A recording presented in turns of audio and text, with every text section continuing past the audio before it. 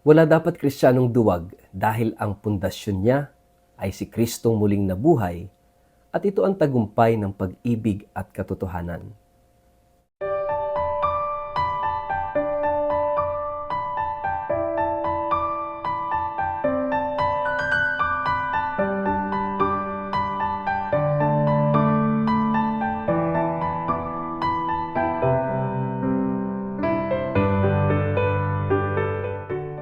Ang mabuting balita ng Panginoon ayon kay San Marcos. Pagkaraan ng araw ng pamamahinga, si Maria Magdalena, si Maria na ina ni Santiago at si Salome ay bumili ng pabango upang sila ay magpunta sa libingan at lagyan ng pabango ang bangkay ni Jesus. Kinaumagahan ng linggo sa pagsikat ng araw, sila ay nagpunta sa libingan. Ngunit sila ay nagtanong sa isa't isa, sino kaya ang maaari nating mapakiusapan ang maggulong ng batong nakatakip sa pintuan ng libingan? Nasabi nila iyon dahil napakalaki ng bato. Ngunit nang matanaw nila ito, nakita nilang naigulong na ang bato. At pagpasok nila sa libingan, may nakita silang isang binatang nakasuot ng mahaba at maputing damit at nakaupo sa gawing kanan. At sila'y natakot. Ngunit sinabi nito sa kanila, "Huwag kayong matakot. Hinahanap ninyo si Jesus na taga Nazaret na ipinako sa krus. Wala na siya rito. Siya'y binuhay ng Diyos. Tingnan ninyo ang pinaglagyan sa kanya. Bumalik kayo at sabihin ninyo sa kanyang mga alagad at kay Pedro, mauuna siya sa inyo sa Galilea.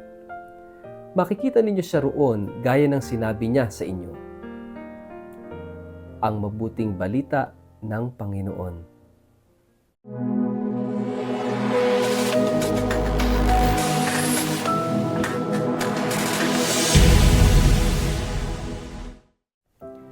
Mapagpalang araw po sa inyong lahat.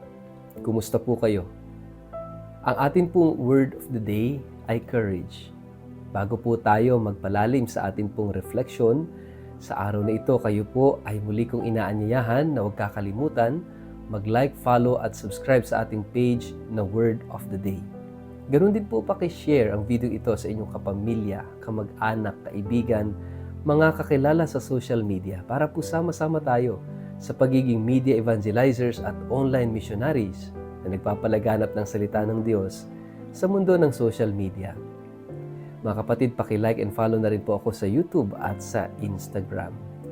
Ngayon ay Holy Saturday, tinatawag ding Black Saturday. At tahimik ang araw na ito. Kaya nga maraming mga pamilya ang hindi kaya ang katahimikan, kaya sila nagpupunta sa beach na kung saan ay nagdiriwang yung pamilya, no? O kaya naman ay mga magkakaibigan, nag-outing. Kasi mahirap panindigan yung katahimikan ito.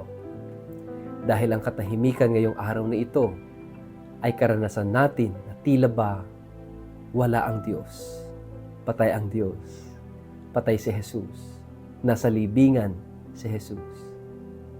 Pero mamaya lang gabi ay sasalubungin na natin at ipagdiriwang natin ang Easter Vigil, ang pagdiriwang ng muling pagkabuhay ng ating Panginoong Jesus. Saglit lang ang katahimikan, pero hirap tayong panindigan ang katahimikan yon dahil maraming gumugulo sa ating kalooban kapag tayo ay nananahimik. Kaya nga ito isang mahalagang moment ng pagninilay para sa ating lahat, mga kapatid. Are we still at home with silence? At ngayong araw na ito, binibigyang diin ang isang napakahalagang salita, courage, tapang, lakas ng loob. Kinakailangan natin ng maging malakas ang loob sa katahimikan. Dahil kapag tayo ay nananahimik, marami tayong katotohanang madidiskubre sa ating sarili. Marami tayong makikita, kalakasan at kahinaan, kapangitan. Mga kapatid, have courage. At ito yung nakita ng mga alagad sa kanilang sarili nung mawala si Jesus sa kanila. Nang kunin si Jesus sa kanila. Nakita nila ang kanilang sarili at sila'y napuno ng takot. Kaya sila'y nagkulong sa silid. Kaya nang ang Panginoon ay muling nabuhay, ito yung mensahe ng anghel na nagpakita sa mga kababaihan na sabihin sa kanyang mga alagad, sabihin kay Pedro, na huwag matakot. Pumunta sila sa Galilea at doon nila makikita si Jesus. Itong Galileang ito ay paalala ng unang araw na sila'y tawagin ni Jesus. Kaya nga, ibinabalik sila ni Jesus doon sa assurance mula nang sila'y tawagin niya bilang mga alagad. At mga kapatid, ito rin yung paalala sa ating lahat. Wala dapat Kristiyano, wala dapat Katolikong duwag. Tayo dapat ay may taglay na tapang, lakas ng loob, courage, dahil buhay si Jesus. Buhay ang Panginoon. Hindi siya nanatili sa kamatayan. Hindi siya nanatili sa libingan. Buhay siya. At siya yung ating pag-asa. Dahil sa muling pagkabuhay ni Jesus, buhay ang ating pag-asa. At ito ang magbibigay sa atin ng lakas araw-araw dahil buhay si Jesus. The source of our courage is the resurrection. The resurrection that gives hope for all of us. Siya yung ating pag-asa. At itong pag-asang ito, ang hindi lang magpapabago ng buhay natin, kundi magbibigay ng lakas sa atin araw-araw upang harapin ang bawat hamon at pagsubok ng buhay. Dahil napagtagumpayan ni Jesus ang lahat, ang kamatayan at ang kasalanan, napagtagumpayan niya na ito. At ito ang ating ipinagdiriwang sa muling pagkabuhay ng ating Panginoon. And that is why have courage. Huwag tayong panghinaan ng loob, huwag tayong matakot dahil buhay si Jesus. Buhay ang pag-asa, hindi tayo niloloko ng Diyos. At doon tayo dadalhin niya sa totoong pag-asa, sa konkretong pag-asa na magbibigay sa atin ng lakas, ng panibagong buhay. Kaya nga mga kapatid, always remember, kapag pinanghihinaan tayo ng loob, mayroong anghel na magsasabi sa atin, buhay si Jesus. At punta tayo sa ating Galilea. Ano ba ang Galilea? Doon tayo unang tinawag ng Diyos. Doon tayo unang inanyayahang sumunod sa Kanya. Doon tayo unang inanyayahang maging kaibigan niya, maging alagad niya. Kaya nga mga kapatid, buhay ang Diyos. Buhay si Jesus. Huwag nating sayangin ang buhay natin. Sa halip, puspusin natin ang pag-asa sa pamamagitan ng Kanyang presensya. At pwede lamang tayong maging tagapagpahayag ng muling pagkabuhay. We are Easter people. Kung meron tayong lakas na nanggagaling sa pananampalataya, sa conviction that Jesus is alive. Hindi siya nanatili sa Biyernes Santo. Dinala tayo ni Jesus sa linggo ng pagkabuhay. Mga kapatid, tayo ay Easter people. Buhay siya at buhay ang ating pag-asa. Kaya nga kaya nating ngumiti. Kaya nating maging masaya.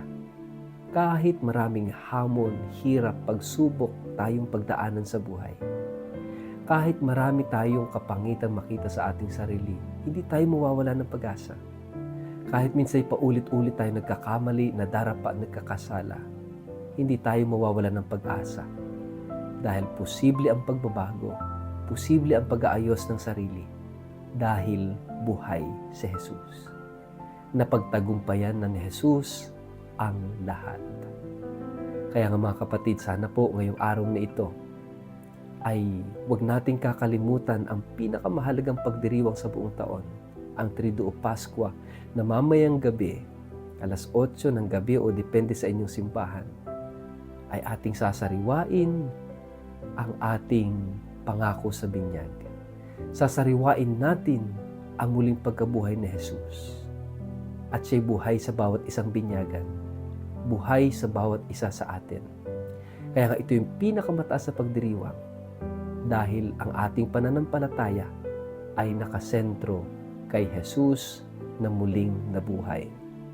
This is the source of our courage, of our strength, of our conviction, at ito rin ang ating misyon, ang ipahayag natin buhay si Jesus.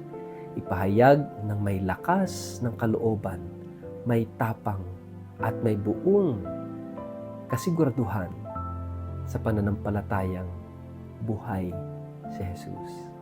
Buhay ang pag-asa. At meron tayong dahilan bakit tayo nabubuhay araw-araw. Amen. Sa ngalan ng Ama at ng Anak at ng Espiritu Santo.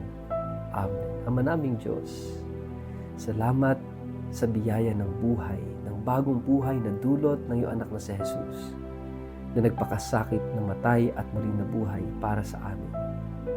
Sana kami rin ay maging mga buhay na tagapagpahayag na ikaw ay buhay sa bawat isa sa amin, na si Jesus ay buhay at ito ang pinagmumulan ng aming pag-asa. Amen. Pagpalain po kayo at ingatan ng makapangyarihang Diyos, Ama at Anak at Espiritu Santo. Amen.